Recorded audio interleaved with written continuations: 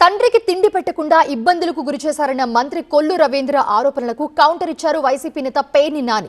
సంస్కారహీనంగా మాట్లాడారని మండిపడ్డారు. ఇద్దరు నేతలు ఏమనుకున్నారో డైలాగ్ వార్లో చూద్దాం. ఇలాంటి కొడుకు కన్నందుకు ఆయన ఆత్మ క్షోభిస్తా ఉంటది. ఎక్కడున్నా సరే ఇలాంటి ఒక దుర్మార్గుణ్ణి, ఒక పనికిరాని వెధవని కన్నందుకు ఆయన ఆత్మ క్షోభిస్తుంది. ఏనాడన్నా కూడు పెట్టావు ఆయనకి?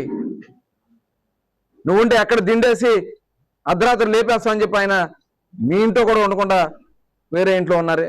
ఆ విషయం బందర్ ప్రజలందరికీ తెలిసే.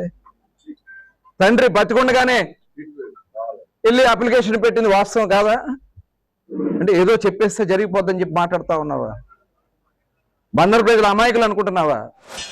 వారు సభ్యత సంస్కారం మరిచి సంస్కారహీనంగా ఆయన మాట్లాడినటువంటి మాటలకి బదులు చెప్పటం నా బాధ్యత కాబట్టి ఈరోజు మాట్లాడుతున్నాను. తండ్రికి అన్నం పెట్టలేదని, తండ్రిని చంపుతానేమో అని భయపడి వేరొక ఇంట్లో కాపురం ఉన్నారని, తండ్రికి వ్యతిరేకంగా నేను నామినేషన్ వేశానని చెప్పని సత్యదూరమైనటువంటి విషపూరితమైనటువంటి మాటల్ని లేకపోతే నిందల్ని నా మీద ఆయన ప్రజల్లోకి తీసుకెళ్లే ప్రయత్నం చేశారు.